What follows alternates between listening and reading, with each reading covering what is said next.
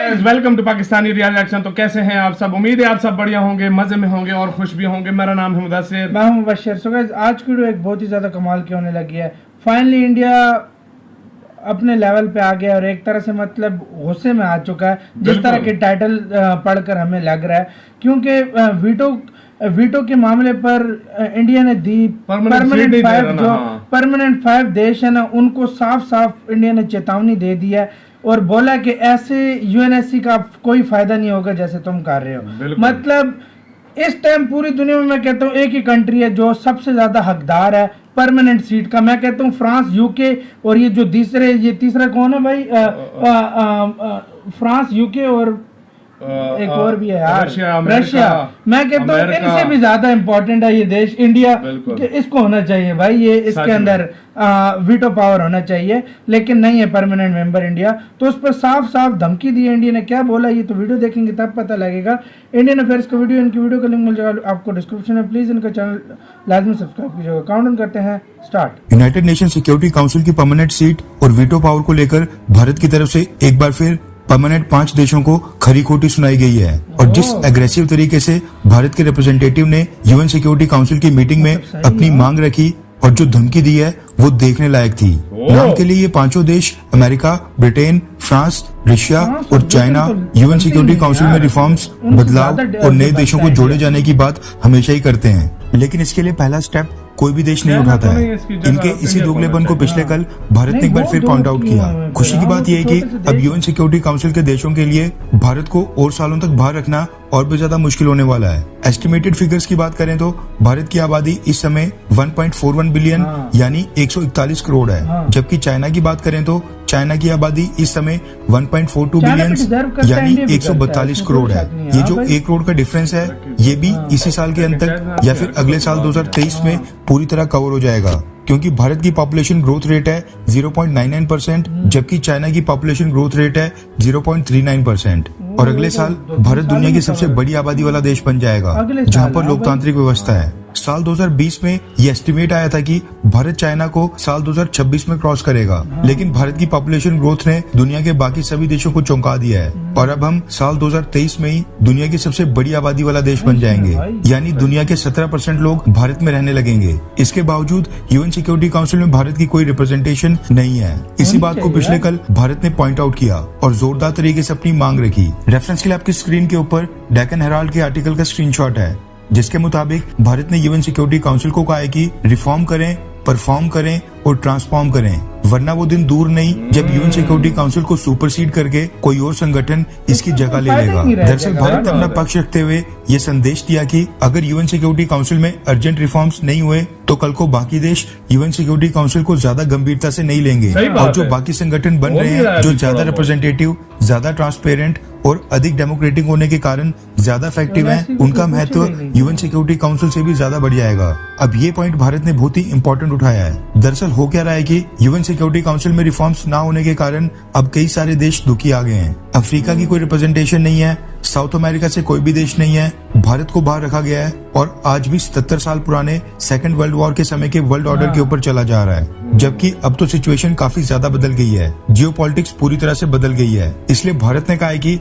अगर UN security council ने जल्द से जल्द रिफॉर्म्स नहीं किए, नए देशों को नहीं जोड़ा, तो जो ब्रिक्स, क्वाड और एससीओ जैसे संगठन दुनिया भर में अलग अलग रीजन्स में खड़े हो रहे हैं, इनको ज्यादा महत्व मिलने लगेगा और उसके बाद यूएन सिक्योरिटी काउंसिल को कोई भी गंभीरता से बिल्कुल नहीं लेगा और ना ही फैसले मानेगा। सब अपने अपने संगठन बनाकर खुद आपस में कोऑपरेट करना शुरू कर देंगे। भारत की यूएन में परमानेंट रिप्रेजेंटेटिव रुचिरा काम्बोज ने बोला कि भारत 1/6 ऑफ ह्यूमैनिटी को रिप्रेजेंट करता है, यानी भारत दुनिया के 17% लोगों को रिप्रेजेंट करता है और हम गवर्निंग स्ट्रक्चर्स में रिफॉर्म, परफॉर्म और ट्रांसफॉर्म में विश्वास रखते हैं। इसके साथ ही रुचिरा काम्बोज ने भारत के यूएन पीस कीपिंग मिशंस में योगदान के बारे में बताया, बाकी देशों को वैक्सीन की मदद के बारे में बताया और कहा कि भारत इंटरनेशनल पीस और सिक्योरिटी सुनिश्चित करने के लिए पूरी तरह से प्रतिबद्ध है। रुचिरा काम्बोज ने ये भी पॉइंट उठाया कि यूएन सिक्योरिटी काउंसिल में आए दिन अफ्रीकन कॉन्टिनेंट से संबंधित मुद्दों को डिस्कस किया जाता है। मेजॉरिटी डिस्कशंस वहीं से रिलेटेड होती हैं, लेकिन अफ्रीका की यूएन सिक्योरिटी काउंसिल में कोई भी रिप्रेजेंटेशन नहीं है,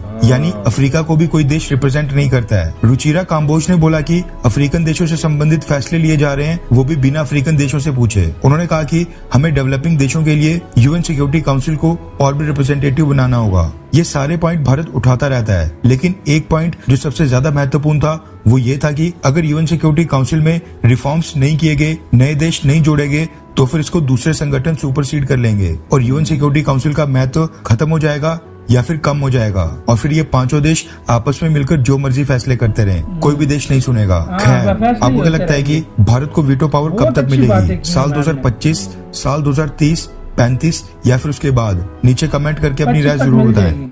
मुझे मेरा दिल कहता है कि जिस तरीके से इंडियन पर चढ़ कर आ रहा है ना, 25 तक इनको मिल जाएगी। और हर मुद्दे पे उठा रहा है ना, बात भी सही बोल रहा है इंडिया। देखो, आपको एक बात करूं, 1 अरब 40 करोड़ का देश है और इसके बाद भी देखो अगर इस तरह नहीं दी भाई, अगर इस टाइम मैं कहता हूँ इंडिया इनकी नजरों में अगर डिजर्व नहीं करता ना, फिर फ्रांस और यूके तो मैं कहता हूँ करीब भी नहीं आते। वो क्या कर रहे हैं? करते ही नहीं है, वाकई में नहीं करते। कंट्री की आबादी देखो, जीडीपी देखो, वो देखो कहाँ से वो भाई डिजर्व करते हैं। वाकई में सही बात है। चलो चाइना करता है, अमेरिका करता है, वो पॉपुलेशन वाइज और एक वो इकोनॉमी वाइज अमेरिका और पॉपुलेशन भी अच्छी है, वो चलो।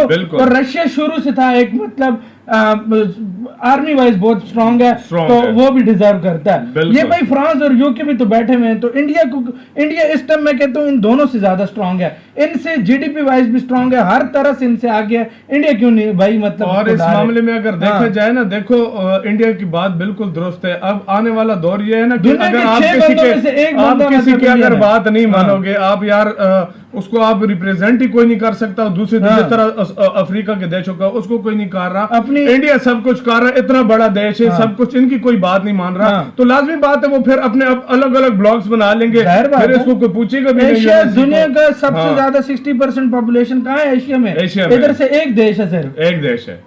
चलो रशिया आता है, यूरोप में आता है वो भी, इधर से यूरोप इतना से मैं कहता हूँ, उधर से 2-2, 3-3 बने हुए हैं। वाकई में 2-2, 3-3 बने हुए हैं, सही बोला। और अमेरिका की कंट्रीज 3 कंट्रीज है टोटल, जहाँ पे अमेरिका का कॉन्टिनेंट है। बिल्कुल 3 कंट्रीज में कनाडा और वो जो दूसरा एक मैक्सिको है, उस 3 में से एक बना हुआ है। बेचारे ब्राजील, वो जो नीचे वाला लैटिन अमेरिका है, उनको पूछता ही नहीं, उधर से ब्राजील को बनाना चाहिए। बिल्कुल सही बात है, ब्राजील को बना। और ये गलत है, मतलब इसमें एक इंडिया नहीं और भी जो कंट्रीज डिजर्व करते हैं उनको भी शामिल करना चाहिए। अब इंडिया कोई भी फैसला लेकर जाए वो वीटो कर देता, और भी देश होने चाहिए, और भी देश होने चाहिए इसमें।